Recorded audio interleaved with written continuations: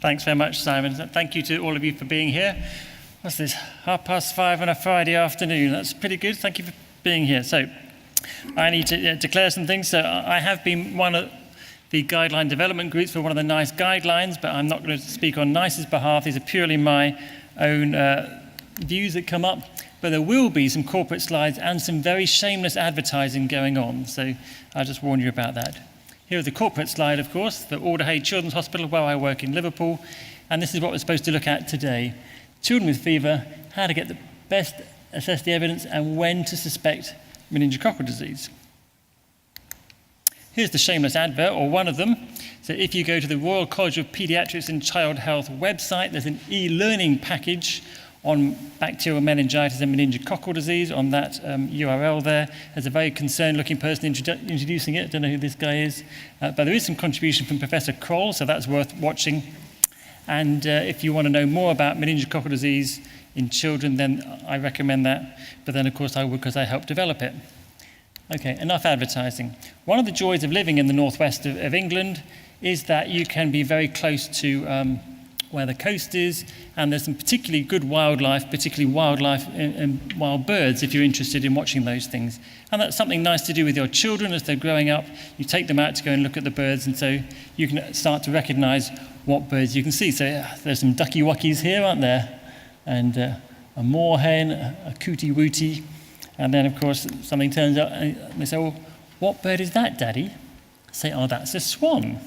Well, that's nice, I really like that. And so you go out another day to look at some more birds, and then something comes along and says, oh, look, Dad, it's one of those swans. And you say, no, that's not a swan, it's a duck. So, well, why is that a duck? Well, it looks like a duck. It sounds like a duck. It's a duck because it's smaller than a swan. Okay, Dad. The next time you go, oh, there's a big white bird, and that must be a swan, is it? So no, this makes a different sort of a noise. This is a goose. Okay, that's fine. Well, and then another time you say, well, oh, what's that funny black bird there, Dad? I said, well, actually, that's a swan. How is that a swan? It's not even white. Okay, and then there are times when something turns up, and they say, well, what's that, Dad? And you then have to try and change the subject because you've got no idea what this is. It's what my mum would call a little grey job, isn't it? One of those small ones. You can't tell, is that a swan? Is it an ugly duckling? You don't know what it is. Now, what's this got to do with what we're talking about? Well, what we're doing here is trying to understand what Anna's been talking about in some ways, making clinical decision rules, how you try and pick out those things you really want from the things you really don't want. So we tried to make a decision rule for swans here, didn't we? So is it a white bird is the first question. And if it's not, then you go to the next one. So is it a big white bird? Because that's what a swan is. And is it mute or not? If it's not, then makes a... And then if it is mute, it's a swan. But however good your rule might seem to be, there are always things that catch you out. So the black swan, okay, it's Australian, it's escaped from some wildlife park somewhere, but it catches you out because it doesn't fit your rule, does it? And sometimes there are things that crop up which with the best will in the world you cannot make fit into your algorithm or your clinical decision rule. Things that are there which are really difficult and you need something else to help you pick them out. So let's go and say, how do we use the evidence we have then to try and identify children with serious infection, particularly meningococcal infection? So I'm going to show you bits out of 3 guidelines, and you can tell me in a minute which ones you think they are, and it tells you about meningococcal disease. So here's guideline number 1, which says, consider bacterial meningitis and meningococcal septicemia in children and young people who present with the symptoms and signs in Table 1.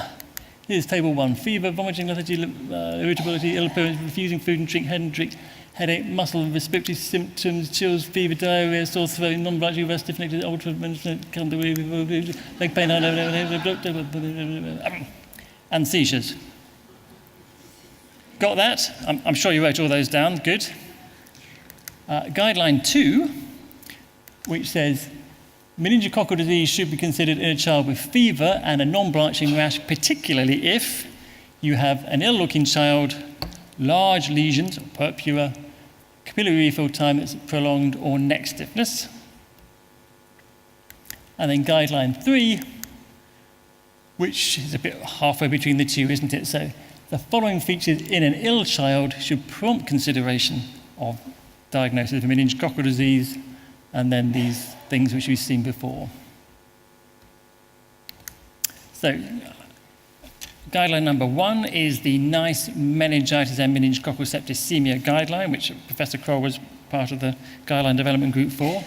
It's a fantastic guideline, got a lot of really good stuff in here. 2 was the NICE fever guideline, which I was part of helping design. And 3rd is the SIGN, or the Scottish Intercollegiate Guideline Group 1.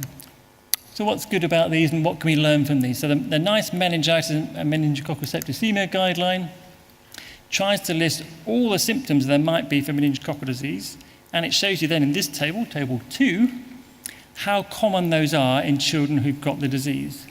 So fever is between 50 to 97%, nausea, vomiting, lethargy, ill appearance, 79, 80%. So it tells you how frequent those things are, and there's more, and it goes on. Some things they just couldn't find any information on, but they try to tell you how frequent those things are. And so they say consider meningitis or meningococcal septicemia in children with those features, and then they give you 31 features to look at, don't they? And then put a caveat on top of that. So despite looking for those 31 features, but still be aware that you could have mostly non-specific symptoms and signs. So even though they try to give you some specific ones, the non-specific ones may be the ones that are there, and therefore difficult to distinguish. What they're trying to do is show you every possible feature that could be meningococcal disease, just to help you think, could this child have meningococcal disease? But it makes it very hard to then differentiate down to say, do they really have meningococcal disease?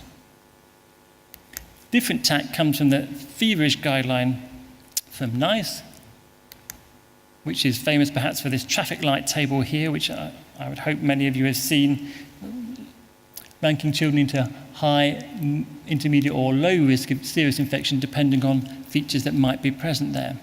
And you can see some of the features we talked about before. So non-blanching rash comes in here, neck stiffness, delayed capillary refill, appearing ill to a healthcare professional. All these things are coming again and again. I think things that help you pick out unwell children. So the NICE fever guideline focuses much more on just these 4 features. A child who's got fever and a non-blanching rash says, well, do they look unwell to you? That gut feeling? Is it more than 2 millimeter, therefore a purpuric spot? Have they got delayed capillary refill suggesting sepsis starting, or neck stiffness suggesting meningitis? So what this is doing is trying to pick out the most predictive features. So if you've got a child with that situation, these are the things that are most likely to help pick out those children with meningococcal disease. So how do we manage children with a non-blanching rash? And there are all sorts of cliches being put out there with various studies and papers. I think I've used all of these at various times during my fascination with meningococcal infection. And this quote I really like from an American pediatrician, and he sums it up. The difficulty is identifying the well-appearing child who may have only fever and petechiae, but who will progress to invasive disease. Anna's already talked about that. And we all worry about sending away the child who's got seemingly very well, but then is going to come back with meningococcal disease. I've done that. And whenever I talk about meningococcal disease, somebody comes up to me afterwards and tells me their particular story, which normally starts, we had this kid who, and then they tell you they were very well, and then within a few hours, just like Anna shared the story earlier, within a few hours, then critically ill on intensive care with meningococcal infection. So that everyone worries about missing that child, although that's probably quite uncommon. So would something like an algorithm help? Here's some more shameless advertising, I think. This is a paper we published this year in Archives of Disease in Childhood, a journal I have the pleasure of being an editor for. And this study was an algorithm designed by Julia Clark in Newcastle and myself and some others to try and help junior doctors deal with children who had non-blanching rash, to try and get something sensible out of it. We took the available evidence there was and built it into an algorithm and said, if you had these features, purpura, so bigger than 2 millimeters, you looked unwell, neck stiffness or delayed capillary refill, rash that's spreading, or abnormal blood results with CRP or white count, then those children, you would start treatment in case they have meningococcal disease. If you had none of those features, then you would watch them and see over a number of hours, go back 3 or 4 hours later and look for those features again. Here's that definition. So size really matters here because the difference in size of the non-blanching rash is really important. So petechiae less than 2 or 3 millimeters are these pinprick little non-blanching spots here, and that can be common in children. Maybe 3% of normal children, you can find 1 or 2 of them if you look really hard. In contrast, these bigger ones, more than 2 or 3 millimeters, the non-blanching spot of purpura in a child who's got fever or is unwell, is highly predictive of meningococcal disease. So the size really does matter of the non-blanching spot.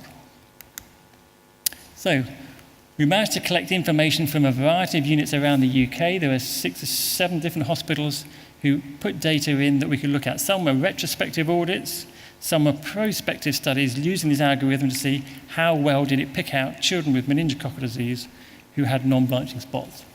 So we got 625 children, of whom 145 had meningococcal disease either by culture or PCR, or in one centre they were doing skin scrapings. So there are 3 studies that we had retrospective audit data on, and we applied the algorithm to there. And then there were 4 centres where we prospectively used the algorithm. The bottom line is this: we could pick out every child with meningococcal disease by using the algorithm, which is pretty impressive. And the specificity was about 82%, so not bad. Let me show you some of that. So here are the 3 retrospective centres. You can see the large numbers in this big one here. There's a big retrospective study. And everywhere had a number of children treated. It was always not everybody, so they didn't treat everyone with antibiotics. And the number of kids with meningococcal disease was much less than the number they treated. Same in every centre. Varying proportions of how many they got treated and how many didn't. But in all of those centres, the algorithm would have picked out children with meningococcal disease. A pilot thing, we just gave it to 4 different hospitals and let them have a go with it and say, how can you use this? Does this work for you? What happens? And again, it picked out all the children who had meningococcal disease. In one centre, it did better than the clinicians because they didn't start treatment for one child who had purpura. They thought he had Henoch-Schönlein purpura because he also had a swollen ankle. But actually, this child had meningococcal disease and ended up going to intensive care. Thankfully, he did okay, but the algorithm performed better with this one child than even the clinicians did. Again, nobody treated all the children. Everybody had a few that they didn't treat, and the numbers of meningococcal disease proportions were varied, but did pretty well. 16% still, even though they had the algorithm, didn't follow it properly. That's life here, isn't it? One centre then went on and had a whole year's worth of data, which looked at every child with a non-blanching rash who came to see the paediatricians in that unit, and we followed them. Again, it picked out all the children who had meningococcal disease. The clinicians also picked out all the children at the same time using the algorithm, and again, we treated more than had meningococcal disease, but about a quarter of people didn't use the algorithm properly. Some got treated when they didn't need to be, and some didn't get treated when they probably should have been. But that's just what life is like when you give people an algorithm and try and get them to use it and see how they go. So the algorithm did pick out all the children with meningococcal disease. If you didn't follow it, then you could miss a case that we did. It has to be pretty broad, and you end up treating more children than you need to, but then that's what happens in real life anyway when you look at what happened in these centres. So the clues to the non-blanching rash were pretty good. Purpura, being unwell, a spreading rash, or some abnormal blood count. If you put all those together, one after the other sequentially, in this sort of decision, well, then it helps you pick them out. Now, the nice meningitis and meningococcal disease also try to put an algorithm together to help you manage non-blanching rash. And that's a bit more tricky to project. This is the best picture I can get of it. It's better to look at it online because it takes you through sequentially using links on the website. But it has pretty much the same sorts of things in it, but it says look for the 31 features that might be meningococcal disease as the first step, and then takes you through. Having this, we then took the data we had for the 7-8 cohorts we had and put it into the nice fever guideline, the meningitis guideline algorithm, and had a sensitivity of 97%. So it would have picked out almost everyone, but because they insist on having fever as one of the criteria, it missed a couple of children who actually had meningococcal disease. And the specificity was lower because they have a broader range of things that actually get you into the algorithm to start with. Now, like all talks, that comes a big health warning, doesn't it? And this is the bit about the black swan or the really ugly duckling. There are things out there that catch you out.